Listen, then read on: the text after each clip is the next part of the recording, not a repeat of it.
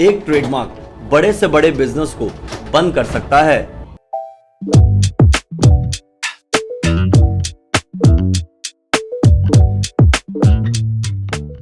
Hi guys, मैं हूं digital Puneet और मैंने अपने एक्सपीरियंस में ये ऑब्जर्व किया है कि काफी सारे बिजनेस ओनर्स क्या करते हैं, वो अपना सिर्फ बिजनेस स्टार्ट कर देते हैं और वो स्टार्ट करते टाइम पे वो ये सोचते ही नहीं कि जिस ब्रांड के साथ में हम बिजनेस करने जा रहे हैं, क्या वो ब्रांड नेम फ्यूचर में जाके एज अ ट्रेडमार्क रजिस्टर्ड हो भी पाएगा या नहीं। देखो, गलती मैं क्या बोलूं, उनकी भी इतनी नहीं है, क्योंकि होता क्या है, इंडिया में अभी लोगों को ये पता ही नहीं है कि अनसिक्योर ट्रेडमार्क क्या होता है और सिक्योर ट्रेडमार्क क्या होता है। बट मैं आपको अभी एक्सप्लेन करता हूं कि दोनों में डिफरेंस क्या होता है।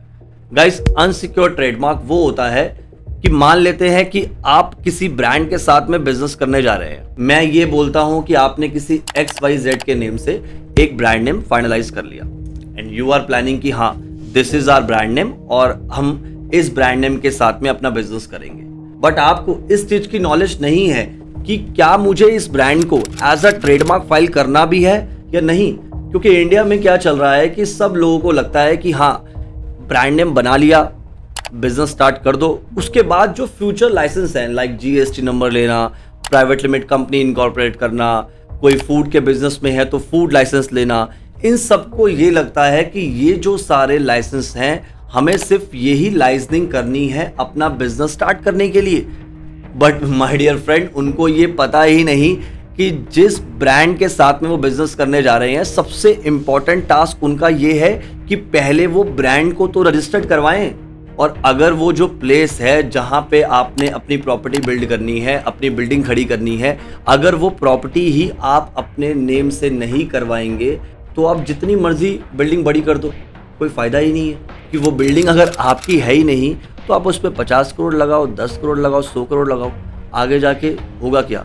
वो बिल्डिंग आपको तोड़नी पड़ जाएगी या किसी और को देनी पड़ जाएगी। सेम कहानी आपके बिजनेस में आती है कि ब्रांड नेम आपके बिजनेस की बुनियाद है।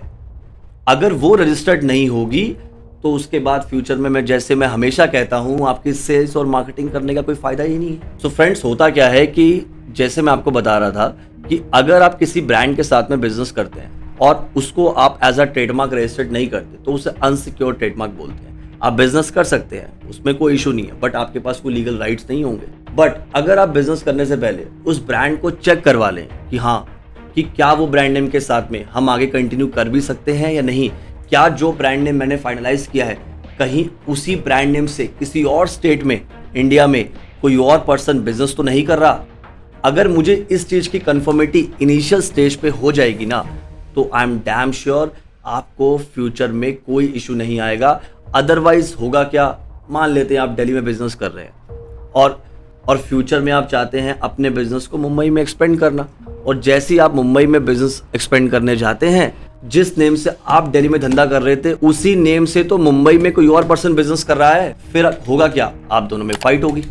तो बेटर है ना कि उससे पहले ही आप चेक कर लो कि आपका जो ब्रांड नेम है वो एज अ ट्रेडमार्क अवेलेबल है भी या नहीं, वो लोगो आपका यूनिक लोगो है भी या नहीं।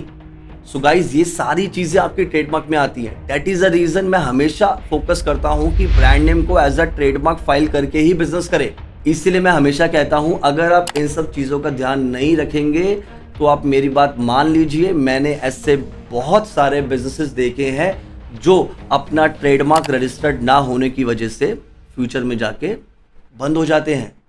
तो बेटर यही है, आप पहले चेक कर लो कि इंडिया में कि हर एक स्टेट में आपके ब्रांड नेम से कौन कौन पार्टी काम कर रही है, और सो डैट आपको फ्यूचर में समझ तो आ जाए कि आपका brand name as a trademark file हो भी पाएगा नहीं।